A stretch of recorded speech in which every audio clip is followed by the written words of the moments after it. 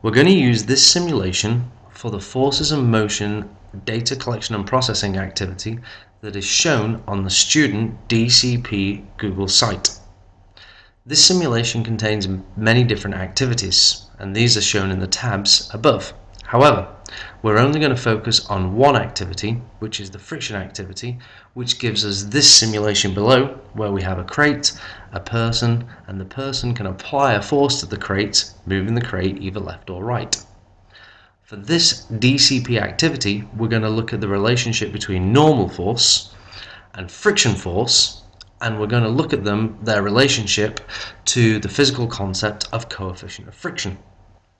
Below the simulation, you'll see that there are 5 sliders that we can control. The bottom slider, gravity, is showing 9.8 meters per second squared at the moment, the value of gravity on Earth. To keep maths simple, or to keep the math simple, we're going to change this to 10. If you have problems manipulating this slider, you can actually enter this value in manually. We're then going to use, above the gravity slider, you'll see the object mass. In this investigation, object mass is the independent variable. This is the variable that you have control over. If I increase the object mass, you will see that Fg, the force due to gravity, and the reaction force, Fn, increase. Subsequently, if I decrease the object mass, Fg decreases and Fn decreases. They increase and decrease at the same rate, so therefore these two forces are balanced. For any value that you choose, or for the values that you choose for object mass, you can find their numerical values here, and you can record them with suitable error. Above object mass are 2 quantities called static and kinetic friction.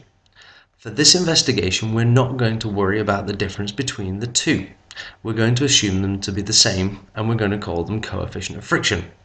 Therefore, for everything that we do in this activity, we are going to set both the static and kinetic friction to be the same always. These numbers should always agree. You're going to change them within the DCP activity, but they must always agree to be the same value.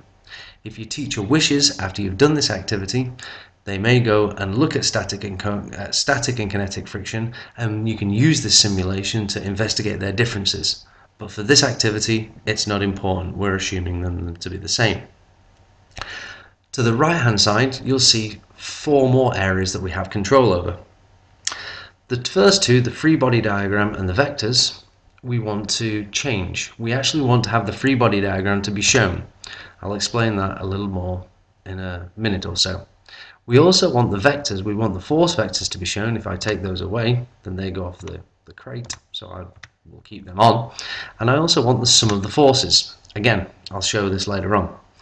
With the walls, we're going to keep the walls brick, not bouncy. We're not looking at momentum, so we're not going to change any of this. And with the position, we can move the crate to the left or to the right, depending on where you want it to be.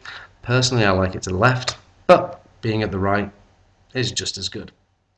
The last thing we have control over in this activity is the applied force, and this is going to become the dependent variable.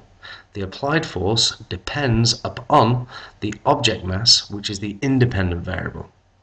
As soon as I start to apply a force to this object, you'll see that there's also a friction force that will occur. The object's not moving, so it's still agreeing with Newton's first law of motion.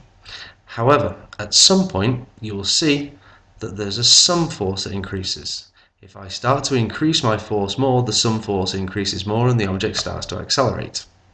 I'm going to reset this back to 0. I'm going to move the object back to the left hand side, and you'll see that underneath here there's also a record and playback function.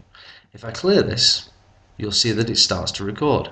If I apply a force, and then I just again increase till my sum force increases, then if I stop this, and I pause this, and I play back, and I play it, it will show me what I've gone and done. And therefore I can record any values that I may have missed by looking at the playback function. I'm going to clear this, and then I'm going to move the object to the left hand side, and then we're going to move on to the next part. For this activity, we want to record friction forces that are being created during Newton's first law of motion. Therefore, we want the object to be moving at a constant velocity.